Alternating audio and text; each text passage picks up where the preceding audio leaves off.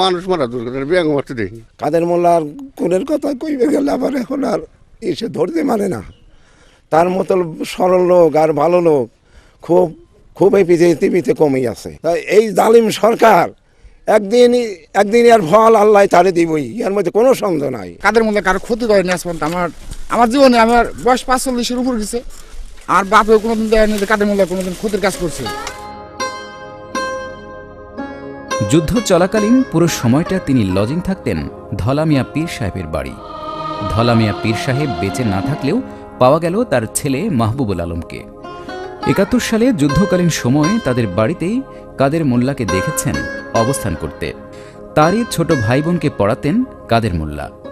71 আমি তো 68 থেকে আমি চাকরি করি।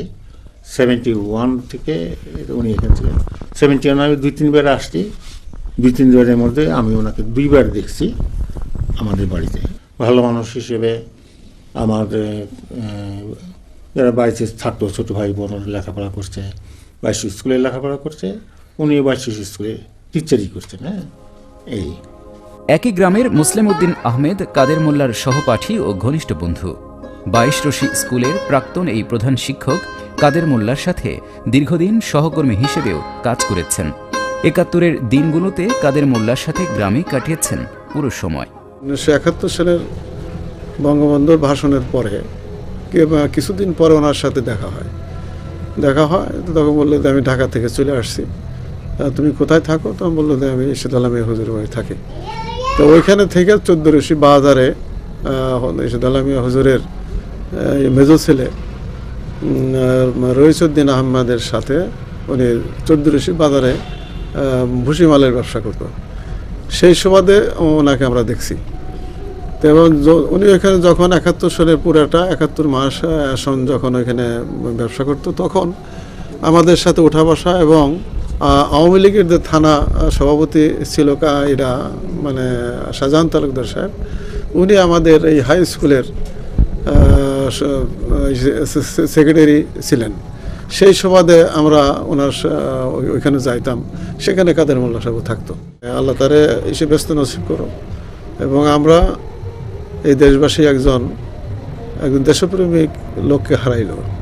তার মৃত্যুটা আমার দৃষ্টিতে সে শহীদ হয়েছে। ৫ নং ভাষাঞ্চর ইউনিয়নের চেয়ারম্যান কাদের মোল্লার সহোদর ভাই মোল্লা মঈনুদ্দিন আহমেদ নিজেও যুদ্ধকালীন সময়ে ভাইয়ের সাথে মুক্তিযুদ্ধের প্রশিক্ষণ নেন।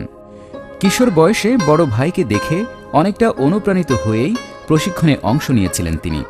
কিন্তু কাল্পনিক তথ্য উপাত্তে মিরপুরের কুখ্যাত কাদের কসাইয়ের নোংরা অভিযোগ নিজের ভাইয়ের উপরে চাপিয়ে দিয়ে ফাঁসি কার্যকর করায় শোকে বাকরুদ্ধ এই মানুষটিও।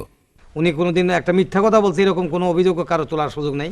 একটাই ব্যথা যে একজন নিরপরাধ মানুষকে এইভাবে অন্যায়ভাবে রাজনৈতিক কারণে যে তাকে ফাঁসি দেওয়া হলো, এটা আমাদের মনে ব্যথা, আর কোনো ব্যথা নেই। 71 আমি ক্লাস 5-এর ছাত্র, উনি ফিজিক্সের ছাত্র ছিল, শহীদুল্লাহ হলে থাকতো। উনি 23-24 তারিখের দিকে বাড়িতে চলে আসছে। এই পুরো যুদ্ধকালীন সময় উনি বাড়িতে এবং চর্মকুন্দা ধলামিয়া হুজুর বাড়ি থাকতেন। মাঝে মধ্যে বেশিরভাগ সময় হুজুর বাড়িতে থাকতেন, তার 2 মেয়েকে পড়াইতো। 71-এর যে সময় আমরা 26শে মার্চ এপ্রিলের মাসের দিকে এখানে ট্রেনিং দিত, ওই সময় আমিও ওনাদের সাথে ট্রেনিং দিতাম। উনি সেই জায়গায় ট্রেনিংও দিত, অথচ ওনার বিরুদ্ধে অভিযোগ আজকে মিরপুর উনি থাকতেন, এটা তো প্রশ্নই আসে না। যে পল্লব হত্যার মামলা ওনাকে আসামি করছে, সে পল্লবের আপন ভাবি বললো যে আমরা সাক্ষী দিল যে আমরা কাদের মোল্লার নাম মামলা হওয়ার পরে শুনছি, অথচ তারই স্বাস্থ্য ভাই সাজানো নাটক করলো যে কাদের মোল্লা মারছে। কাদের মোল্লা যদি মাইরে থাকে 75 সাল পর্যন্ত বঙ্গবন্ধু ছিল ক্ষমতায়, তখন তো তার বিরুদ্ধে একটা জিটিএনটি হয় নাই, তার বিরুদ্ধে কোথাও একটা মামলা হয় নাই। এতদিন পরে 40 বছর পরে এই লোকগুলো কি করে কাদের মোল্লাকে চিনল? শুধু অপরাধ জামাত ইসলামী করে, এবং সরকার রাজনৈতিক প্রতিহিংসার কারণে তাকে জেলে পাঠাইছে, এবং জেলে পাঠানোর পরে তাকে মৃত্যুদণ্ড দিচ্ছে। রাজনৈতিক প্রতিহিংসা, অন্য কোনো কারণ নেই এখানে। একটা মামলার 2 পক্ষের সাক্ষীদের সমান সুযোগ থাকতে হবে, এবং এটাকে বলা হয় ইকুয়ালিটি অব আর্মস।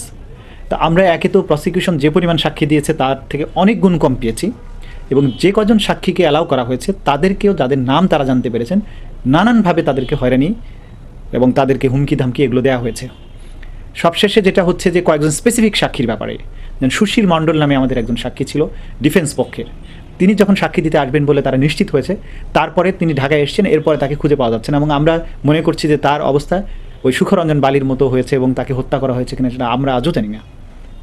অন্যান্য সাক্ষীদের মধ্যে যারা আদালতে এসেছেন, মাহবুবুল আলম, মুসলিম উদ্দিন, নান্নু ব্যাপারী, এদের প্রত্যেককে সাক্ষী দিতে আসার আগে বা পরে তাদেরকে হুমকি দামকি দেওয়া হয়েছে। এবং একজন উল্লেখযোগ্য সাক্ষী ছিলেন একজন ধলা মিয়া পীর সাহেবের ছেলে, তিনি একজন ইম্পর্টেন্ট সাক্ষী ছিলেন এবং তিনি সাক্ষী দেওয়ার জন্য এসেছিলেনও, কিন্তু তার বাসায় ডিবি পুলিশ গিয়ে তার সন্তানদেরকে তাকে হুমকি ধামকি দেওয়ার কারণে তিনি আদালতে আসতে সক্ষম হননি। রাত্রি 11:30 বাজে খুলে দরজা খুলতে পারে, সবাই ঘরের মধ্যে হচ্ছে স্ত্রী ভাষায় আমার নাম ধরে গালাগালি করছে, তোমাকে থানায় যেতে হবে। আমি তো থানায় কেন যাবো, আমি কোনো অন্যায় করিনি। শেষে বললো যে তো ঠিক আছে, তো তুমি এখন বাড়ি চলো। আমি বললাম যে এই রাত্রে তো আমি বাসা ছাড়তে পারবো না, তো যদি না যাস কালকে সকালে চলে যাবি, সকাল 8টার মধ্যে আমরা আবার আসবো, 8টার সময় এসে যদি তোরে পাই, তোরে এবং তোর 2 ছেলেকে উঠে নিয়ে যাবো, আর কোনো দিন আকাশ দেখতে পাবি না। এইরকম রাষ্ট্রযন্ত্র যখন সাক্ষীদের বিরুদ্ধে লেগে যাবে, সেই লোকের বুকের পাটা কত বড় যে এই সত্য বলার জন্য আদালতে আসবে। যে এর বাইরেও কিন্তু বিভিন্ন সময় মন্ত্রীরা কথা বলেছেন, কে সাক্ষী দিতে আসে আমরা দেখব। এবং এর জন্য আমরা কিন্তু আদালত অবমাননার মামলা করেছিলাম দুইজন মন্ত্রীর বিরুদ্ধে, একজন সংসদের উপনেতা সাজেদা চৌধুরী আর একজন মতিয়া চৌধুরী, যারা সরাসরি বলেছিলেন যে এরা যেন বাড়ি ফিরতে না পারে। তো মন্ত্রী পদে থেকে যখন এইভাবে জেনারেলি হুমকি দেওয়া হবে, কোনো মানুষের পক্ষে স্বাভাবিকভাবে এসে তাদের বুকে এত সাহস নেই যে তারা এসে সাক্ষী দিবেন। এবং এর বাইরে স্পেসিফিক সাক্ষীর ব্যাপারে তারা বাসায় গিয়ে হুমকি ধামকি দিয়েছেন, ভয়ভীতি দেখিয়েছেন, গ্রেপ্তারের ভয় দেখিয়েছেন। এই কারণে কারো পক্ষে যেমন সত্য বলাও সম্ভব হয়নি এবং অনেকে আসতেও পারেননি, এর মাধ্যমে ন্যায় বিচার হয়নি। আব্দুল কাদের মোল্লা আজ পৃথিবীতে না থাকলেও তার রেখে যাওয়া এলাকার অবকাঠামোগত উন্নয়নের ছোঁয়া পুরো এলাকা জুড়ে ভাস্বর। সংসদ সদস্য না হয়েও এলাকার মানুষের জন্য ব্যক্তিগত উদ্যোগে করেছেন রাস্তাঘাট, ব্রিজ, কালভার্ট, বিদ্যুৎ সহ অসংখ্য উন্নয়ন কর্মকাণ্ড, যার প্রতিফলন ঘটল স্থানীয় মানুষের কণ্ঠে। অনেক ভালো লাগছিল। এই ব্রিজ, কালভার্ট, আপনার মনে করেন যে এই কারেন্ট, বিদ্যুৎ, মনে করেন কাদের মোল্লার অবদানে, মনে করেন ওই দুবডাঙ্গি মতো সমীর মেম্বারের বাড়ি পর্যন্ত হয়েছে, ওই এলাকা পর্যন্ত। ওই এলাকা কিন্তু তোমর আমলিক করে, তারপরে মনে করেন সে ওই পর্যন্ত দিয়েছে, তাই না? বিদ্যুৎ, স্কুলের রাস্তাঘাটে এই রাস্তা ইট বেশি না, মনে করেন আর সারা মধ্যস্থর দিছে।